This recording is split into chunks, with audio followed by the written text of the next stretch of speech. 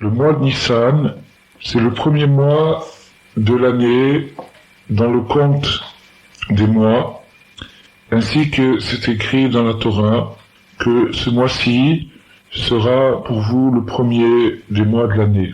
C'est-à-dire dans le compte des mois, le premier mois, c'est le mois de Nissan. Dans le compte des jours, le premier jour c'est Rosh Hashanah, le premier Tishri, mais dans le compte des mois, le mois de Nissan, c'est le premier des mois. Et le premier jour du mois de Nissan, c'est le nouvel an des rois. C'est à partir de ce jour-là qu'on commence à compter l'année du règne d'un roi. Le mot Nissan dérive de la racine Nes, qui signifie un miracle. Et le mois de Nissan est véritablement le mois des miracles.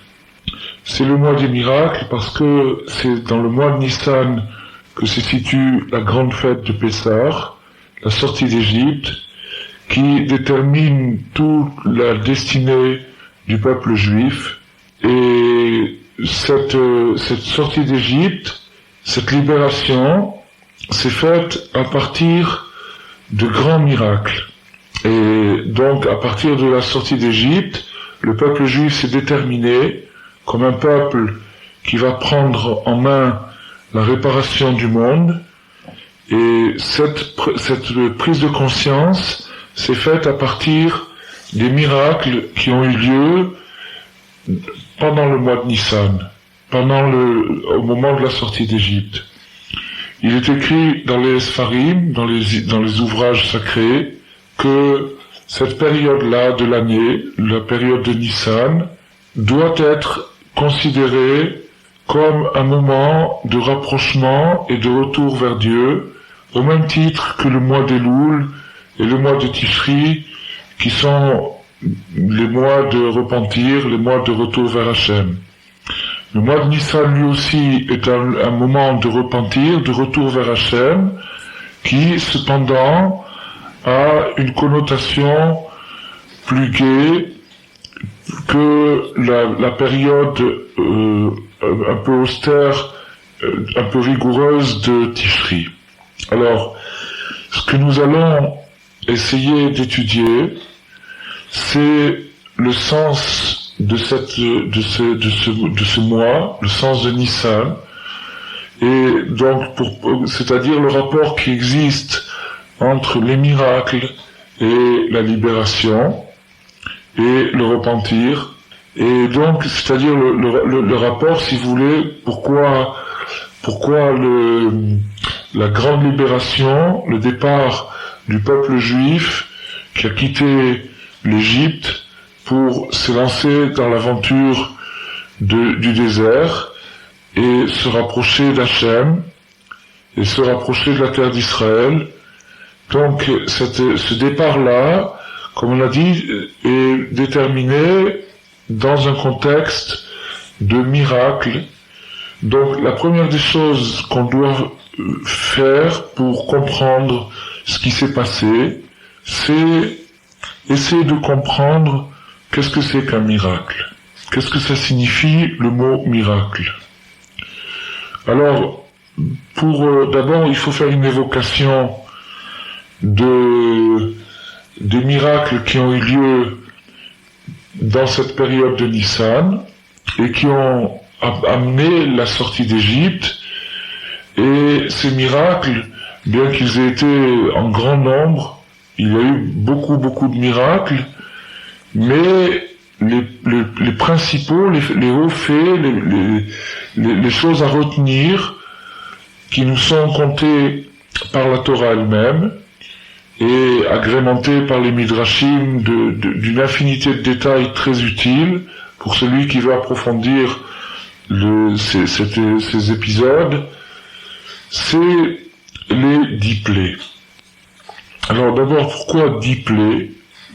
C'est écrit, c'est expliqué, la raison pourquoi 10 plaies d'Égypte, les 10 plaies qui ont frappé l'Égypte à cette époque-là, parce que Rabbi Nathan nous explique que le monde a été créé par 10 paroles.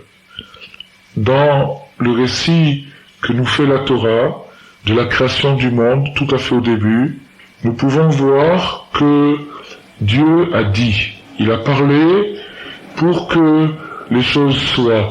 C'est-à-dire que les choses sont l'expression, la parole divine.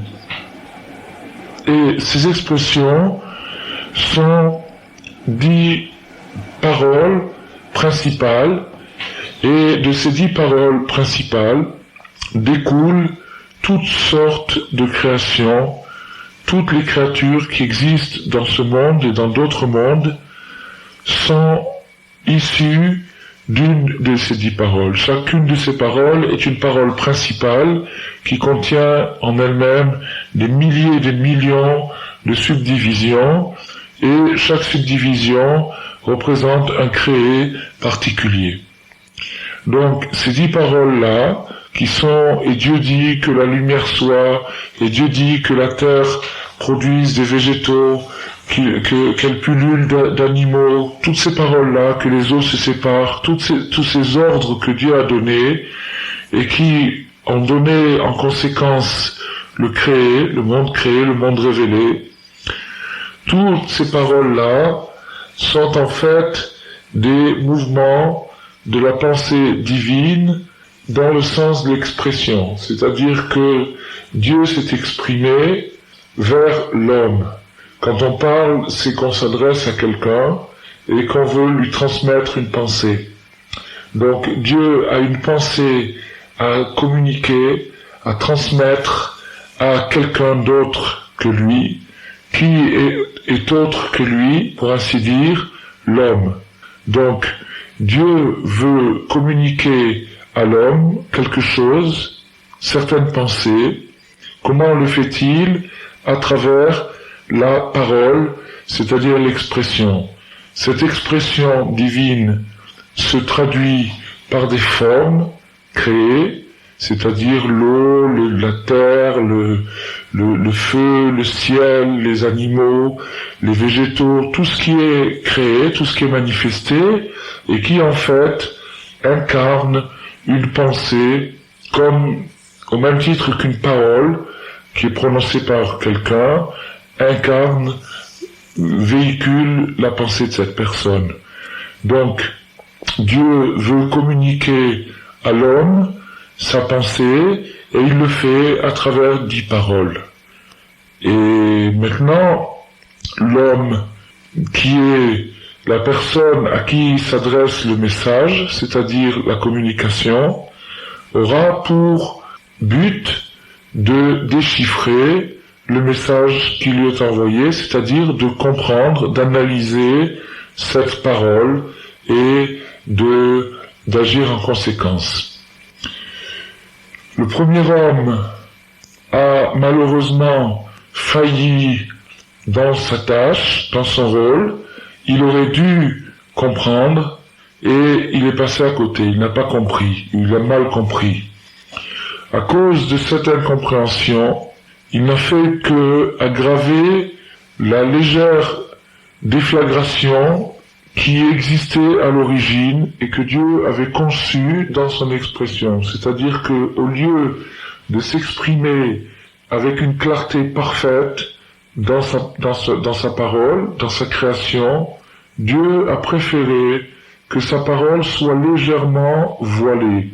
C'est-à-dire que elle ne soit pas perceptible avec toute l'acuité et toute la lucidité parfaite qui aurait permis de la comprendre sans aucune équivoque. Au contraire, Dieu a voulu qu'il y ait une possibilité d'équivoque, et c'est pour ça qu'il a légèrement voilé sa parole. En d'autres termes, les choses qu'il a créées ne reflètent pas directement sa pensée, mais elles les reflètent indirectement. Alors c'est ça ce qu'on appelle une légère déflagration, qui fait que le premier homme, malgré l'atmosphère fantastique dans laquelle il régnait et dans laquelle il a été créé, qui est loin d'être aussi grossière et aussi épaisse que les conditions dans lesquelles nous vivons nous, avant la faute, le monde était clair, transparent, lumineux, Mais malgré cette lumière et malgré cette transparence, il y avait une légère déflagration qui fait que la présence divine, c'est-à-dire la pensée créatrice dans les choses, n'était pas si directe et si claire qu'on peut le penser, et ce qui aurait permis, si ça avait été le cas, de comprendre parfaitement la parole divine. Il fallait faire un effort. Et c'est cet effort sur soi-même que Adam Arishon, le premier homme, aurait dû faire pour pouvoir capter la pensée créatrice au sein de la parole, au sein de l'expression, c'est-à-dire au sein du créé. Puisqu'il a failli dans cet effort, dans cette tâche, alors il en a résulté un trouble encore plus grand et une espèce de bouleversement de tous les univers et un épaississement de la nature au point que la parole devient très scellée, elle devient très cachée, elle devient encore plus indirecte qu'elle n'a jamais été, et c'est ce qui provoque l'existence du mal. Le mal, c'est tout simplement l'ignorance d'Hachem, le fait d'être en porte-à-faux, de ne pas être branché, de ne pas être face à lui, mais au contraire d'être fâché, d'être écarté de lui. Alors ce mal, cette espèce de mentalité qu'on appelle le mal, et qui engendre les abus, les fautes, les crimes, les péchés, cette mentalité-là, elle provient du fait que la parole a été de plus en plus voilée. Et les hommes qui sont venus après le premier homme ont compris le monde d'une manière déformée, parce que ce qu'ils ont eu sous les yeux, c'est une nature qui ne mène pas directement à Dieu. Et il faut faire un effort pour trouver Dieu dans la nature. Au contraire, si on ne fait pas cet effort, alors on donne libre cours à l'interprétation primaire des choses, c'est-à-dire qu'on se met à comprendre les choses de la manière la plus primaire et la plus automatique, ce qui fait que on prend les choses pour le profit et le plaisir qu'elles peuvent nous procurer dans l'immédiat, sans tenir compte de leur but ultime, ni de notre propre but ultime, qui peut et qui va parfois à l'opposé du sens qu'on veut donner aux choses de prime abord. Alors, les hommes se sont égarés et égarés et égarés de plus en plus, jusqu'à ce que les paroles deviennent de plus en plus voilées et qu'elles soient totalement déformées. Et c'est là où on assiste à la cacophonie du Avodazara, c'est-à-dire de l'idolâtrie, et c'est-à-dire les fantasmes à partir des paroles. On capte un son lointain, on capte une intuition, mais on l'accommode avec nos préjugés, avec nos tendances et nos partis pris, et on essaye de la faire cadrer avec nos profits et nos plaisirs, ce qui fait que on déforme complètement la parole. Jusqu'à l'époque de Avraham Avinu, qui a pris en main la décision de réparer les choses et qui a recherché le sens de la parole, le sens de la communication réelle, c'est-à-dire de savoir qu'est-ce que Dieu veut dire à travers toutes ces choses-là. Donc sa recherche, elle s'est basée tout simplement sur une compréhension profonde et sincère de la nature, c'est-à-dire de comprendre qu'est-ce que Dieu a bien voulu dire par toutes ces choses-là. Pourquoi les a-t-il créées? Je vois autour de moi une perfection parfaite, quelque chose de formidable, une précision, un engrenage qui dénote d'une intelligence parfaite, et pourtant je comprends pas exactement où est-ce qu'on veut en venir avec tout ça. Alors, la méditation, la recherche sincère, et surtout au-dessus de tout, le désir de comprendre, le désir d'arriver à déchiffrer le message qui m'est envoyé, tout ça, c'était la démarche d'Avraham Avinu, et cette démarche l'a amené à découvrir la Torah dans le monde, c'est-à-dire dans la nature, l'indication qui mène vers Dieu. Le mot Torah signifie indication, et donc chercher la Torah, c'est chercher l'indication, c'est-à-dire le sens vers lequel mon esprit doit s'élever, et quel est le but de ma vie, quel est le but, pourquoi j'ai été créé. Cette recherche s'est prolongée. On va pas maintenant rentrer dans les détails historiques, mais chacun connaît l'enchaînement historique des patriarches, Avraham, Yitzhak et Yaakov, puis les 12 tribus, et la descente en Égypte, c'est-à-dire les 70 âmes de la maison de Yaakov qui descendent, qui quittent la terre de Canaan pour aller entamer l'exil d'Égypte. Le sens de cet exil, tout le monde le connaît. La majorité des commentateurs sont unanimes pour donner un sens à cet exil qui est la réparation de la faute du premier homme.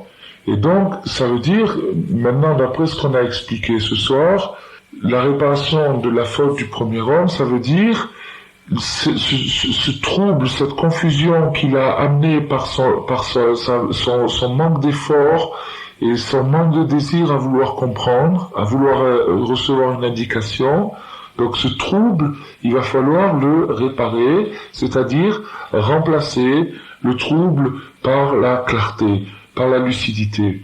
Donc, le sens de l'exil d'Égypte, c'est-à-dire ce que nos pères sont allés faire en Égypte, c'est réparer cette faute-là, c'est-à-dire retrouver cette clarté et cette lucidité. Ils y ont travaillé très dur, ils ont souffert énormément, ainsi que le récit de la Haggadah que nous allons faire les soirs de Pessah. Ce récit nous retrace, nous refait vivre chaque année la souffrance et la peine que nos pères ont ressentie en Égypte, mais c'est une peine qui n'était pas vaine et qui était dirigée vers un accomplissement, vers une réparation. Alors cette réparation, ils l'ont fait, et la marque de cette réparation, c'est l'émergence de la parole. C'est-à-dire que lorsque Moshe va intervenir auprès de Pharaon pour demander la libération de son peuple, il fera des prodiges, il fera des miracles, et ces miracles vont intervenir sur des phénomènes naturels, des phénomènes de l'environnement au niveau de l'Égypte, en premier sur l'eau qui va se transformer en sang, puis sur les grenouilles, sur les poux, etc. Donc, si nous reprenons les 10 plaies d'Égypte, le chiffre 10 nous rappelle tout de suite les 10 paroles, qui elles-mêmes font allusion aux 10 séphirotes, c'est-à-dire aux 10 mouvements de la pensée divine, et nous superposons les plaies aux paroles, nous trouvons que chaque plaie intervient sur une parole. Et donc le sens de la plaie, qui a été infligée par Moshe aux Égyptiens, était en fait pas une punition, une vengeance, mais une démonstration. Une démonstration de quoi? Que le pouvoir divin s'exerce sur tel et tel élément, et donc que Dieu règne sur cet élément, et que cet élément est sa pensée, sa parole et son expression, puisqu'il est capable à tout moment de le transformer et de le recréer avec tout à fait d'autres lois, d'autres apparences et d'autres qualifications. Donc, chaque plaie est superposée, correspond à un élément, à une parole. Donc, lorsque le peuple juif sera confronté aux événements des plaies qui ont fait le tour de l'Égypte, les informations ont circulé très rapidement, et tout le monde a su que Moshe Rabbeinu à transformer toute l'eau d'Égypte en sang. Donc ceux qui ont entendu parler de cela ont pu interpréter la chose d'une façon ou d'une autre, ou bien suivre l'explication qu'ont donné simultanément les mages qui étaient les scientifiques de l'époque, c'est-à-dire toutes les explications bizarres et fantaisistes qui ont pu être données sur la plaie du sang et les autres plaies. Alors ça c'était une option, c'est-à-dire de suivre l'explication des mages, des Égyptiens. Il y avait une autre option, c'était de suivre l'explication du tzaddik, de Moshe Rabbeinu, qui disait, regardez, voyez comment Dieu intervient sur l'eau, et comment il règne sur l'eau, et comment l'eau qui a été créée par sa parole peut par sa parole se transformer. Alors, ceux qui ont adhéré à cette dernière option, c'est-à-dire à la volonté divine, agissante et créante à chaque moment et à chaque phase de l'existence et sur chaque élément, ceux-là se sont déterminés en tant que juifs.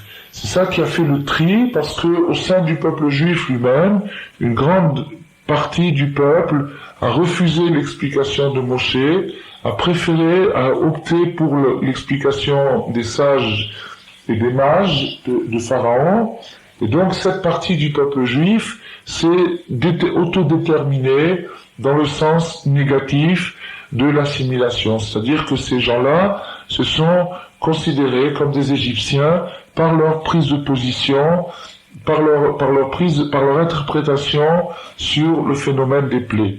Ils se sont rangés du côté des Égyptiens. Les Juifs, ceux qui ont opté pour l'explication de Moshe Rabbeinu, sont sortis après la 10e plaie, comme le récit nous l'indique très clairement, et ceux-là sont partis dans le désert et ont assisté à des plus grands miracles encore, c'est-à-dire le passage de la mer Rouge et les miracles de la manne et de l'eau dans le désert, de tous les miracles et le don de la Torah et tous les miracles qui ont suivi par la suite. Mais les plaies qui indiquaient l'intervention divine dans les paroles, c'est-à-dire dans les 10 domaines différents de l'existence, ces plaies dans le désert, ces dix paroles qui commencent à émerger et qui commencent à être déchiffrées, où on commence à sentir qu'elles ont un sens et que Dieu les dirige à sa guise et à sa volonté, donc c'est vraiment sa pensée puisqu'il la transforme selon son gré, mais c'est encore un peu vague, c'est pas encore très clair. Lorsque le peuple juif arrivera au mont Sinaï, où il recevra la révélation, après un effort et une grande préparation, alors les 10 séphirotes, qui étaient les 10 paroles créatrices que Dieu a rappelées au moment de l'exil d'Égypte dans les 10 plaies, vont se transformer en évidence parfaite et ce seront les 10 commandements. Les 10 commandements sont les 10 indications principales que Dieu donne à l'homme pour se rapprocher de lui et pour agir en fonction correcte sur chacun des éléments, c'est-à-dire sur chacune des 10 paroles. Autrement dit, chacun des commandements correspond à une parole, à une plaie et à une séphira. Alors, ça c'était pour parler en gros des miracles qui se sont produits dans le mois de Nissan, le mois des miracles. Et donc maintenant, il faut qu'on se pose une question, c'est qu'est-ce que c'est qu'un miracle? Alors, pour répondre à cette question, nous allons lire un passage que nous devons à un des très très grands maîtres, un des très grands tzadikim, un des fondateurs du mouvement chassidique, Rabbi Dov Ber de Mezrich, le grand Maguide. Ce Maguide, ce tzaddik, était l'élève principal du Baal Shem Tov, et il nous a laissé des écrits merveilleux un sefer, un livre qui s'appelle Maguid Devarav le Yaakov. Dans ce sefer, au chapitre 54, le Maguid nous dit ainsi: rien ne peut changer d'une chose à l'autre. Par exemple, avant qu'un œuf devienne un poussin, il faut qu'il cesse complètement d'être un œuf. Chaque chose doit perdre son identité originelle avant de pouvoir devenir quelque chose d'autre. C'est pourquoi, avant qu'une chose soit transformée et devienne autre chose, il faut que cette chose soit élevée au degré du nul. C'est ainsi qu'un miracle s'accomplit. C'est ainsi que des lois naturelles peuvent être changées. En premier, la chose doit être élevée au degré du nul, du zéro, qui est l'émanation du néant. On va expliquer tout ça. À ce niveau d'émanation, une influence va intervenir sur la chose et la chose va se transformer, et c'est ainsi qu'est produit le miracle. Donc maintenant c'est une fin de citation. Nous avons cité un passage de Maguid Devarav le Yaakov qui est un passage d'une grande intensité, et on va essayer maintenant de le commenter, de l'expliquer, parce que ce passage nous dit tout simplement comment un miracle s'accomplit, et les miracles c'est quelque chose dont on a besoin tous les jours. Donc c'est quelque chose, on a besoin de comprendre qu'est-ce qui se passe, qu'est-ce que ça veut dire un miracle. Donc ça veut dire comme ça, que une chose ne peut pas devenir une autre chose. Ça, tout le monde le comprend, que un stylo ne peut pas être en même temps un stylo et une table, ou une montre ne peut pas être une montre et un livre. Chaque chose a son identité, et tant que la chose a son identité, elle ne peut pas porter une deuxième identité, elle ne peut pas être une deuxième chose en même temps. Elle peut avoir plusieurs fonctions, plusieurs usages, mais son nom réel, qui est l'essence de la chose, ça lui reste tant que la chose est intacte, tant qu'elle comporte les attributs de cette chose-là. Et tant qu'elle porte ces attributs et qu'elle est cette chose-là, elle ne peut pas être autre chose. Mais les transformations existent, et le Maguid nous donne un exemple de transformation, c'est l'œuf qui devient un poussin. Donc l'œuf qui était hier un œuf et qui aujourd'hui a éclos et qui est devenu un poussin, a effectué une transformation. Un œuf et un poussin, c'est pas la même chose. Mais comment cette transformation est-elle possible? Il a fallu, premièrement, que l'œuf cesse d'être un œuf. Il a fallu qu'il soit cassé, qu'il soit brisé, qu'il soit anéanti, qu'il perde sa nature d'œuf. Un œuf, pour qu'il s'appelle un œuf, doit avoir une coquille, et puis l'intérieur de l'œuf, l'embryon, toutes ces choses-là. Donc ça s'appelle un œuf. À partir du moment où il perd les caractéristiques de l'œuf, il cesse d'être un œuf et devient rien du tout. Il devient rien du tout, il devient quelque chose qui est ni un œuf ni rien du tout. À partir du moment où il devient rien du tout, c'est le point de départ pour qu'il devienne quelque chose d'autre. C'est-à-dire qu'à partir de rien du tout, il peut se développer et naître quelque chose de nouveau. Chose qui n'était pas possible tant que l'œuf était œuf. On peut prendre un autre exemple, c'est l'exemple d'un grain de blé ou bien d'une semence quelconque. Tant que cette semence demeure intacte, elle porte le nom de semence. Par exemple, le grain de blé, c'est un grain de blé tant qu'il est grain de blé, tant qu'il est intact. Maintenant, on peut conserver un grain de blé pendant des siècles et même des millénaires, et il restera grain de blé. Mais si on veut le planter, et si on espère obtenir une transformation de ce grain de blé, c'est-à-dire qu'ils se mettent à pousser et à se transformer en tiges de blé, puis en épis de blé, et porter des dizaines d'autres grains de blé qui eux-mêmes pourront se démultiplier jusqu'à l'infini, alors il faut accepter de mettre ce grain de blé dans de la terre, et que là-bas, dans la terre, il perde totalement son identité, qu'il devienne quelque chose d'autre. Et pour qu'il devienne quelque chose d'autre, il faut d'abord qu'il passe par la phase néant. La phase néant, ça veut dire qu'il n'est plus rien, c'est plus rien, il est annulé. Il n'existe plus en tant que grain de blé. Alors, les miracles, par exemple, les miracles des plaies. Prenons la plaie du sang, c'est-à-dire l'eau qui s'est transformée en sang. Alors, d'après l'explication du Maguide, on comprend que ça s'est passé en 3 phases. La première phase, c'est que l'eau a cessé d'être de l'eau, et elle est donc rentrée dans une phase où elle n'était plus rien, elle n'était plus de l'eau, et rien d'autre non plus. Et là, elle a reçu les caractéristiques du sang, et elle est devenue du sang.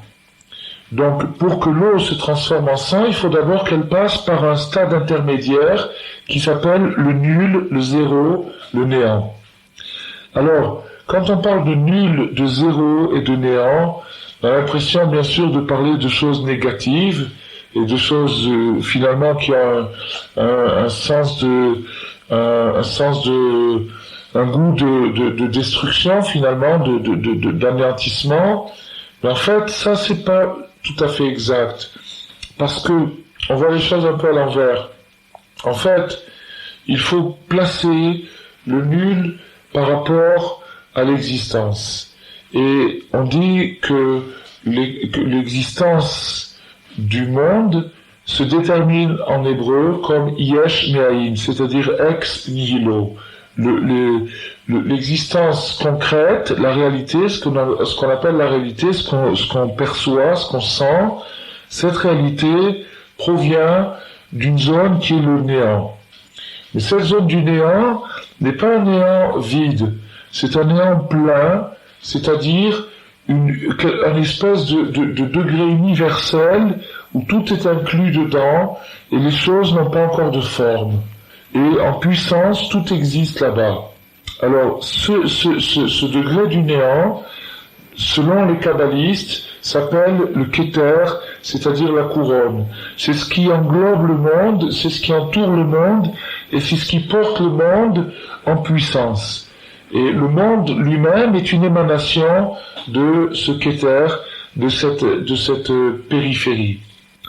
Alors, quand la chose est créée, à partir du moment où elle est créée, elle porte un nom, et ce nom, dans la langue sacrée, en hébreu, correspond précisément à la nature profonde de la chose.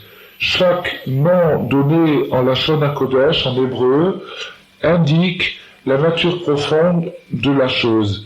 Ainsi, le nom se transforme en nombre et en chiffres, les lettres se transforment en chiffres, et chaque nom a une valeur numérique, et cette valeur numérique permet des rapprochements avec d'autres choses, ou une somme d'autres choses, qui permettra naturellement d'approfondir l'essence de la chose et de connaître sa formule métaphysique.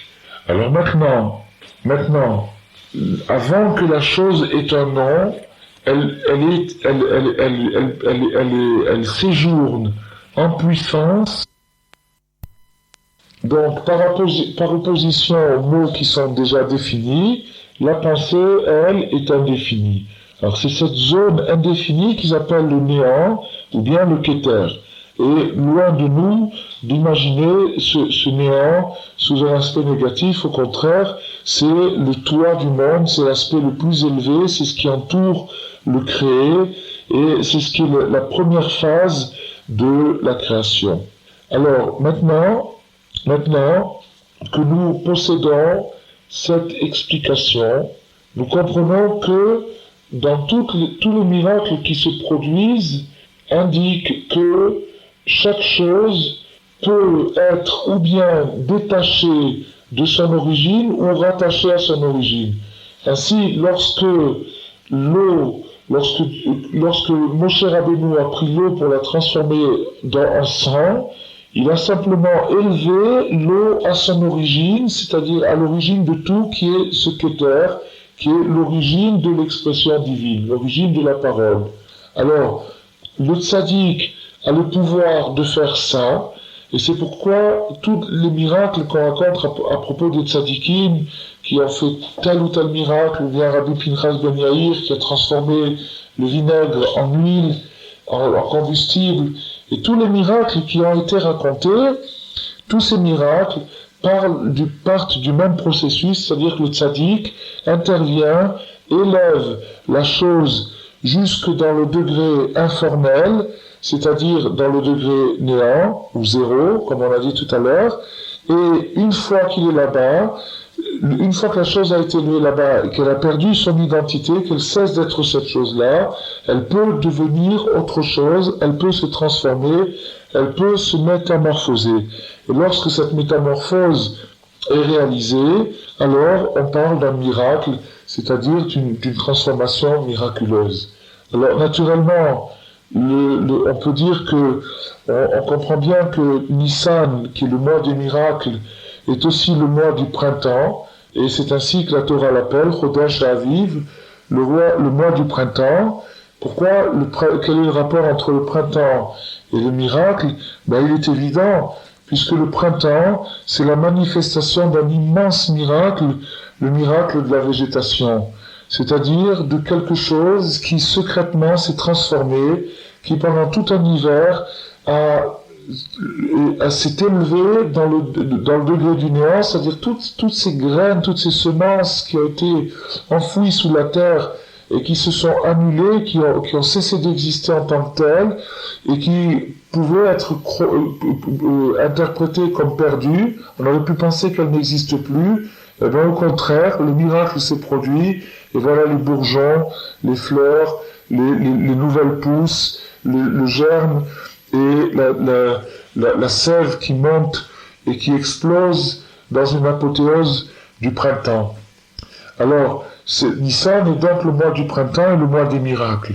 Et maintenant, nous venons d'expliquer qu'est-ce que c'est qu'un miracle. Un miracle, c'est une élévation d'une chose, et c'est la chose qui a perdu sa première identité, qui est montée dans le degré d'au-delà de l'identité, là où toutes les identités ne font qu'une, pour redescendre et devenir quelque chose d'autre.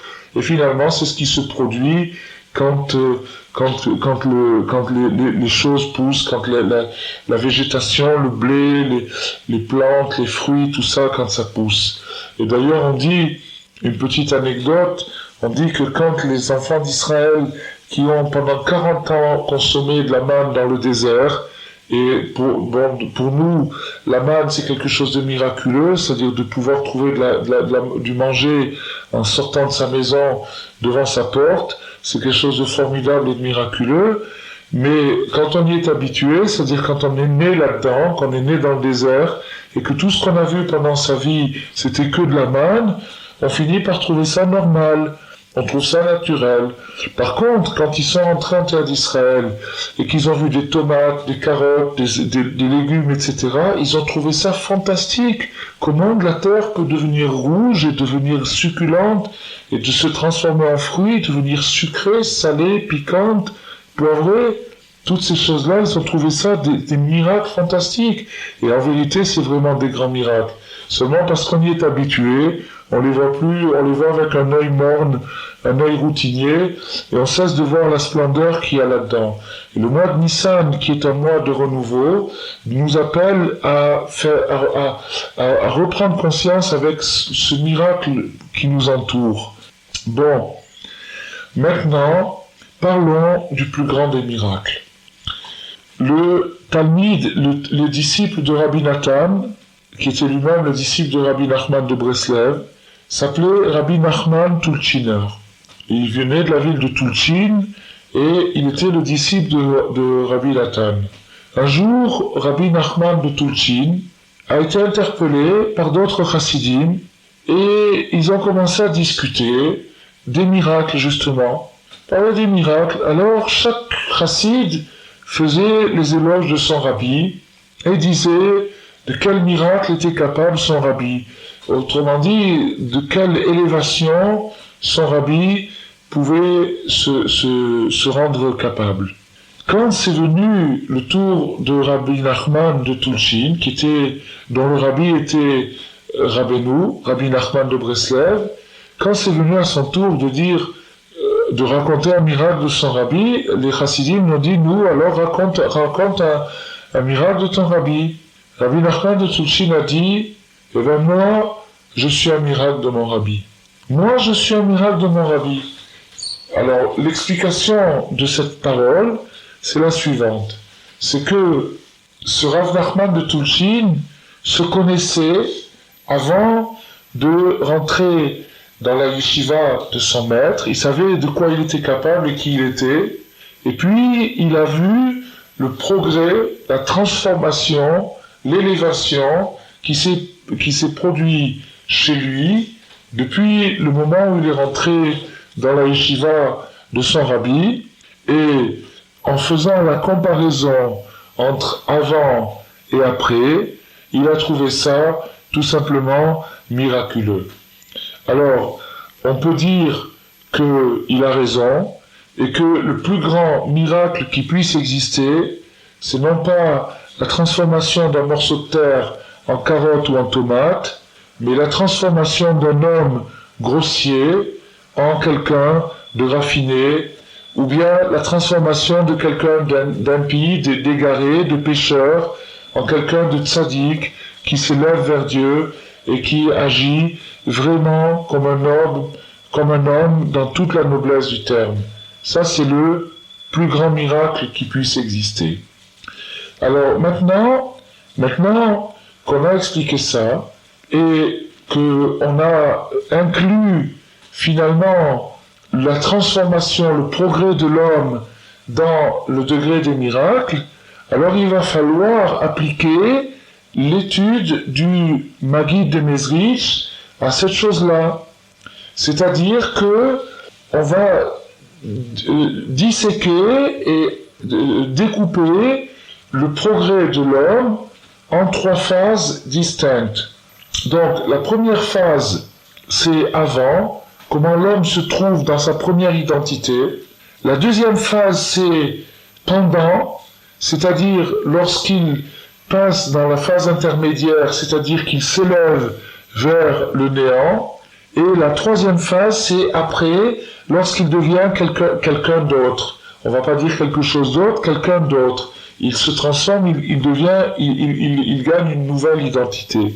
Alors, cette chose-là, ce phénomène, ce processus, c'est le phénomène de la teshuva, le retour vers la chaîne, et maintenant qu'on a cette explication, on va voir très très clair.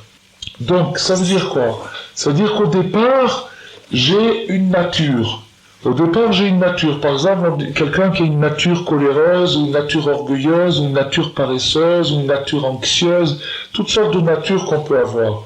Donc au départ, j'ai une nature. Et cette nature me donne un qualificatif. On va dire je suis le paresseux, ou le coléreux, ou l'anxieux, ou etc., etc.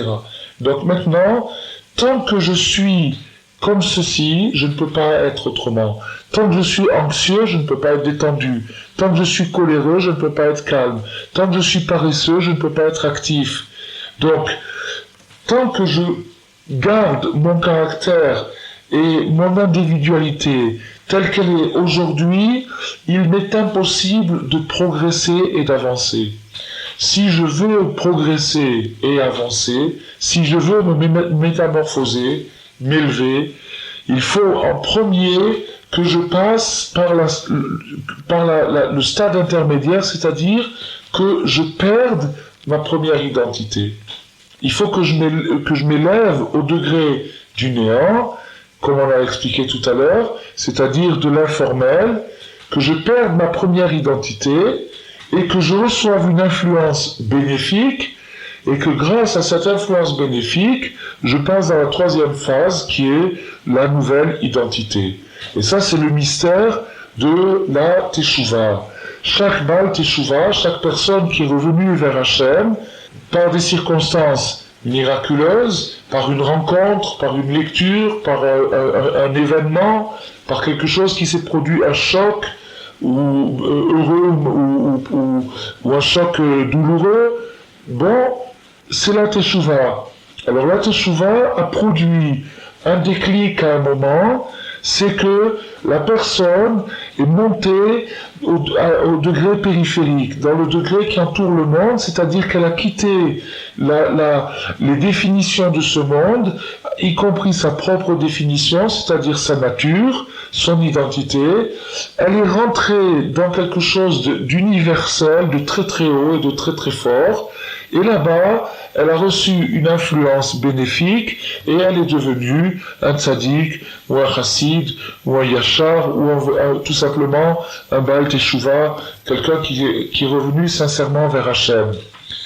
Alors ça, ce miracle, c'est quelque chose de vraiment printanier et le peuple juif dans son ensemble a accompli ça à l'époque de Pessah parce que le peuple juif par la vision des miracles, justement, a été ébloui par la vision des miracles et s'est élevé à un degré où il a perdu son identité d'esclave.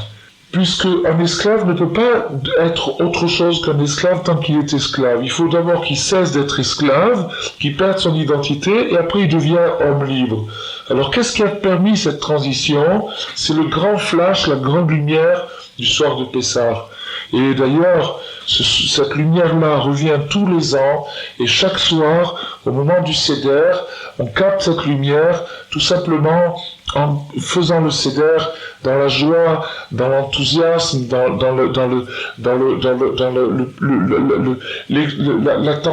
l'attente de cette transformation. Cette lumière vient vers nous et elle nous pénètre et elle nous élève. Et après cela, on redescend, entre guillemets, et on se retrouve un peu comme avant. On se retrouve un peu comme avant, c'est-à-dire on se retrouve les pieds sur terre, et bon, le Seder est passé, etc. Mais il y a eu une transformation. Il y a eu une influence, on a reçu une influence, là où on est monté, on a reçu une influence, et ce degré d'influence qui va se manifester dans notre vie quotidienne, ça s'appelle le progrès. C'est ça la transformation d'un être, c'est ça la Teshuvah, c'est ça le progrès, et c'est pour ça que la Teshuvah collective du peuple juif prend source dans Nissan, dans le mois des miracles, parce que c'est le plus grand miracle qui puisse exister. Alors maintenant qu'on a appris ça, il nous reste une chose à comprendre.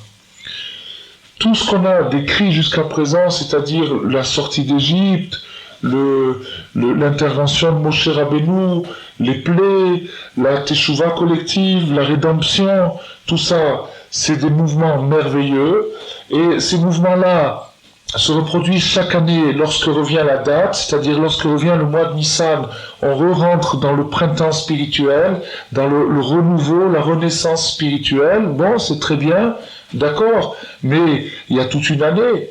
On ne vit pas 12 mois en Nissan. Nissan, c'est le début, mais c'est pas toute l'année. Bon, le début en général indique ce qui se passera après, mais il faut savoir suivre l'indication, il faut savoir extrapoler et prolonger l'enseignement jusque dans les jours les plus lointains de cet enseignement, c'est-à-dire le mois de novembre ou le mois d'août ou le mois de toute l'année. Alors, donc, maintenant, comment faire ? C'est-à-dire, la question qui se pose, c'est que au moment de Pessah, chacun sait que l'appel du ciel a été tellement fort et le flash qui a éclairé d'en haut a été tellement radieux et tellement grandiose que vraiment il fallait le faire exprès pour résister. Et ceux qui avaient juste un peu de bonne foi et un peu de bon cœur ont suivi Moshe Rabbeinu dans un élan de symphonie, de chant, de joie, de danse, de tambourin, une exaltation populaire et sincère qui était merveilleuse, une révolution dans la joie. Ça a été la sortie d'Égypte. Mais la sortie d'Égypte, elle s'est produite il y a 3000 ans, et aujourd'hui, comment on fait? En d'autres termes, quelqu'un qui veut sortir de son Égypte, il veut sortir de son esclavage, il veut sortir de ses vilaines habitudes, de ses anxiétés, de ses peurs, de ses retenues, de ses inhibitions, de ses blocages, qui sont autant de barrages, autant de prisons dans lesquelles il est prisonnier. Il veut, en un mot, changer son statut d'esclave en statut d'homme libre. Comment peut-il provoquer cette sortie? Quand on dit que chacun doit se considérer comme sorti d'Égypte personnellement, ça veut dire qu'il doit faire en sorte que la chose s'applique sur lui. Il ne doit pas vivre la chose passivement et dire « bon, je me considère, je suis membre du club de ceux qui sont sortis d'Égypte, et donc il faut me cataloguer dans cette catégorie, mais pas plus ». Non, c'est pas ça du tout. Il faut qu'il vive sa sortie d'Égypte, c'est-à-dire qu'il fasse ce qu'il faut faire pour sortir réellement d'Égypte. Alors, comment fait-on? Comment fait-on pour provoquer cette élévation? C'est-à-dire, comment fait-on pour prendre un bonhomme, un caractère, une nature, et la faire rentrer, la mettre en orbite dans la périphérie cosmique, c'est-à-dire dans le degré du Kéter? Comment met quelqu'un en orbite dans le Kéter? Alors, la réponse est la suivante. Le Rabbeinu dit dans le Likutei Moharan, dans le chapitre 6 du Likutei Moharan, que la Teshuvah, le retour vers Dieu, dépend précisément du Kéter. Et nous allons faire une petite lecture dans ce chapitre-là, dans le chapitre 6 du Likutei Moharan, où Rabbeinu dit la chose suivante. Et il n'est pas possible d'atteindre la gloire si ce n'est par le repentir, c'est-à-dire que la gloire divine ne se manifeste qu'à ceux qui reviennent vers Dieu. Et l'essentiel du repentir, c'est lorsque j'entends ma honte et je me tais. Lorsqu'on entend sa honte et qu'on se tait, alors on a accompli l'essentiel du repentir. Pourquoi? Car il n'y a pas de gloire sans raf, c'est-à-dire le mot kavod qui veut dire la gloire en hébreu s'écrit avec un kaf initial, et le kaf c'est le symbole du kéter, c'est-à-dire de la couronne dont on parle depuis tout à l'heure. Et cette couronne est au degré du Ekié. Ekié, c'est le nom divin que Dieu a révélé à Moshe lorsqu'il a dit « Je vais sortir les enfants d'Israël d'Égypte, mais lorsqu'ils me demanderont ton nom, qu'est-ce que je dois leur dire ?» Dieu a dit « Je serai celui qui saurait. » Ekié, Asher Ekié. Donc ce mot Ekié, c'est la formule de la délivrance, c'est-à-dire de la transformation. Alors, ce mot Ekié, c'est le principe de la Teshuvah, car le mot Ekié est expliqué par le Zohar. Le mot Ekié, c'est le verbe être au futur, je serai, c'est-à-dire le verbe être au futur, à la première personne. Alors le Zohar traduit cela de la façon suivante.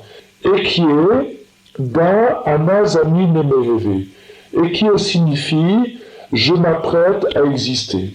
C'est-à-dire que avant de me repentir, avant de revenir vers Hachem, je n'avais pas d'existence encore. C'est comme si je n'existais pas, car il aurait mieux valu ne pas exister que exister pour faire du mal. Mais lorsque je viens pour me purifier et que je viens pour revenir vers Dieu, alors je rentre dans la catégorie de Ekié, c'est-à-dire je serai. Je m'apprête à exister, c'est-à-dire que je m'apprête à exister dans ce monde. Alors ça, c'est le sens du Kéter, le sens de la couronne, qui veut dire attendre, car Kéter veut dire aussi attendre, en même temps que ça veut dire couronne. Bon, on va pas trop approfondir ce passage parce que on peut se rendre compte qu'il est d'une intensité très forte, mais on va tout simplement utiliser une des idées principales de ce passage pour faire le lien avec tout ce qu'on a dit jusqu'à présent. Alors maintenant, Rabbi Nachman dit que l'essentiel pratique de la Teshuvah, qui consiste à envisager l'existence au futur, c'est-à-dire à s'apprêter à vivre. Quelqu'un qui veut s'apprêter à vivre, quelqu'un qui veut faire son printemps, il veut faire sa sortie d'Égypte, il doit savoir que l'essentiel consiste à entendre sa honte et à se taire. Alors maintenant, c'est ce qu'il faut expliquer et nous allons le faire. Nous allons essayer de le faire.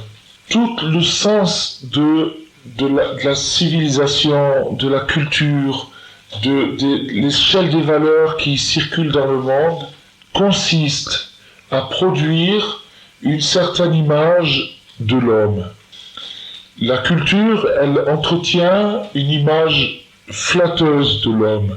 Elle flatte l'idée que l'homme peut se faire sur lui-même.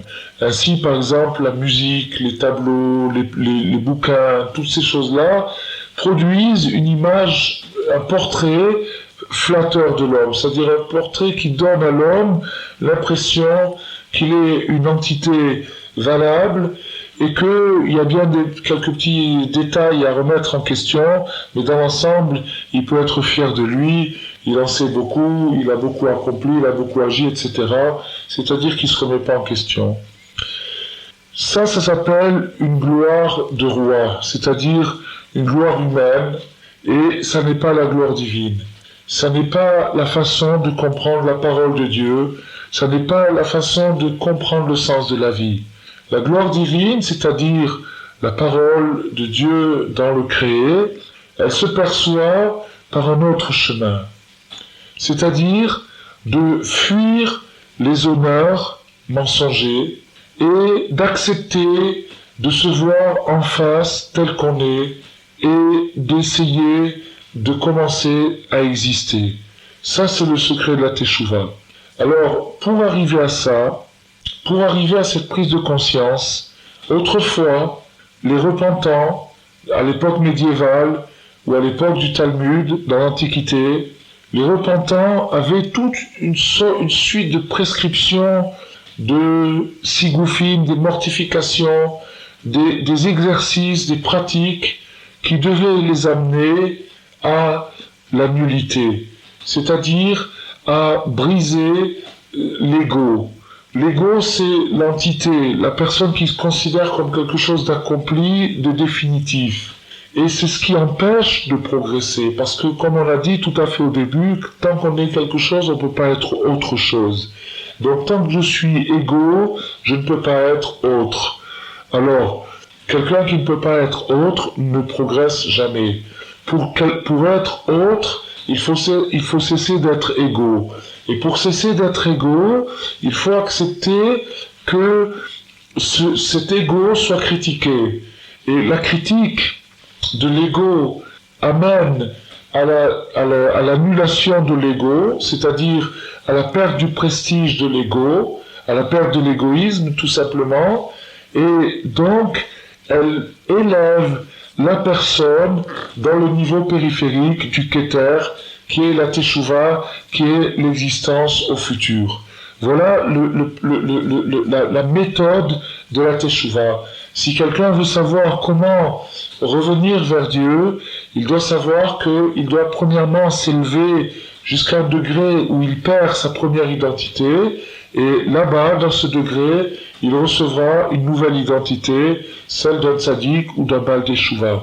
Alors le moyen technique pour y arriver, c'est tout simplement que chaque fois qu'il se présente une situation humiliante, soit que je sois insulté, ou offensé, ou vexé, ou agressé par quelqu'un, ou bien que tout simplement la situation soit humiliante, comme par exemple quand quelqu'un perd de l'argent, ou quand quelqu'un perd sa santé, chas v'shalom, que Dieu nous préserve.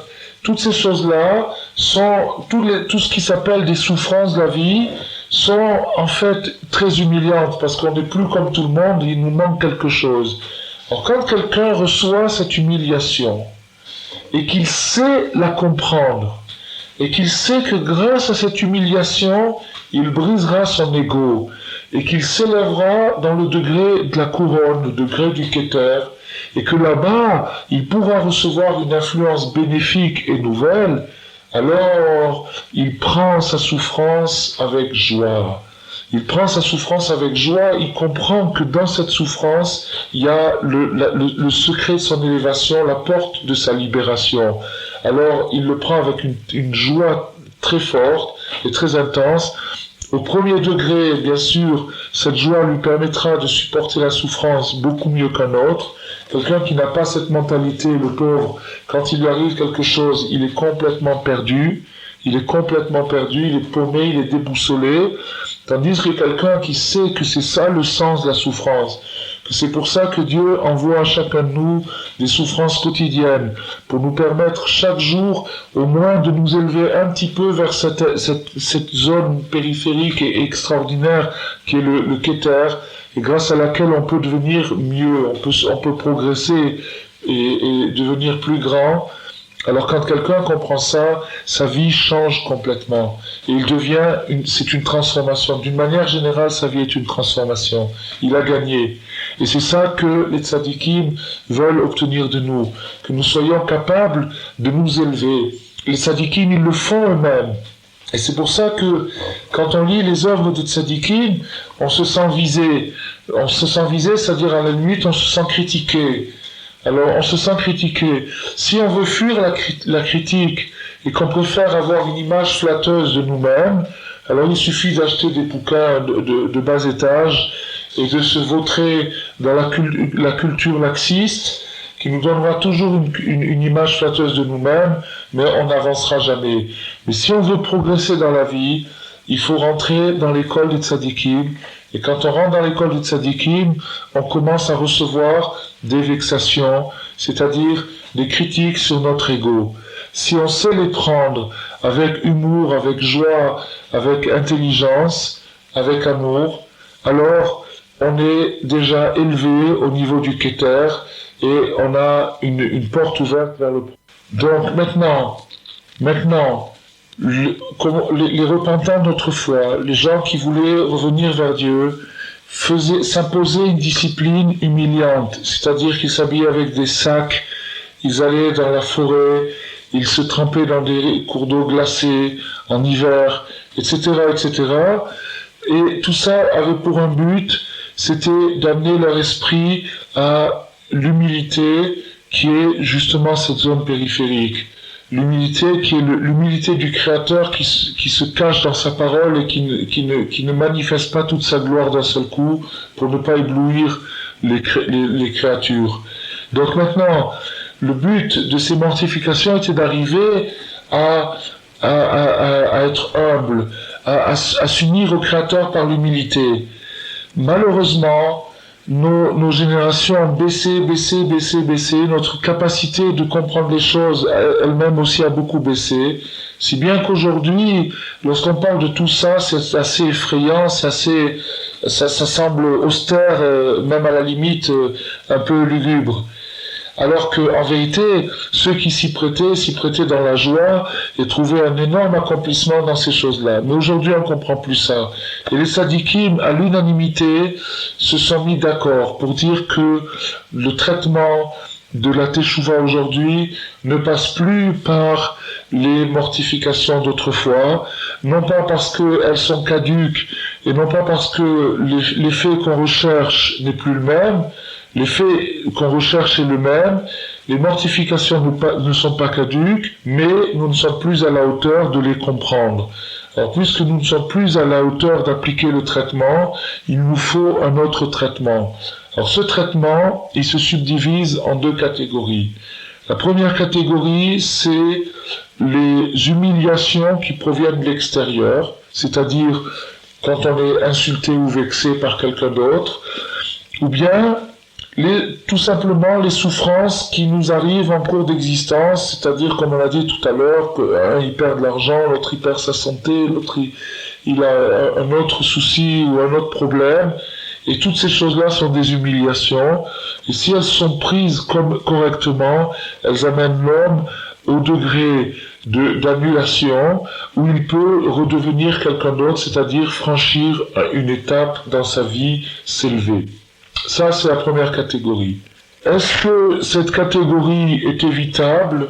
Est-ce qu'il est indispensable de passer par l'humiliation et par la souffrance pour devenir quelqu'un, c'est-à-dire pour grandir, pour avoir une expérience véritable? Il semble que oui.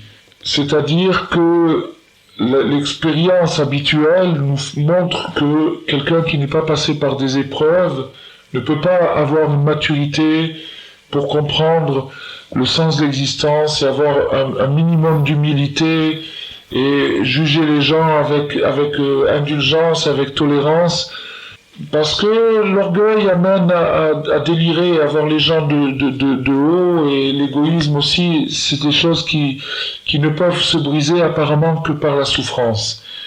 Mais il existe un autre moyen d'y arriver.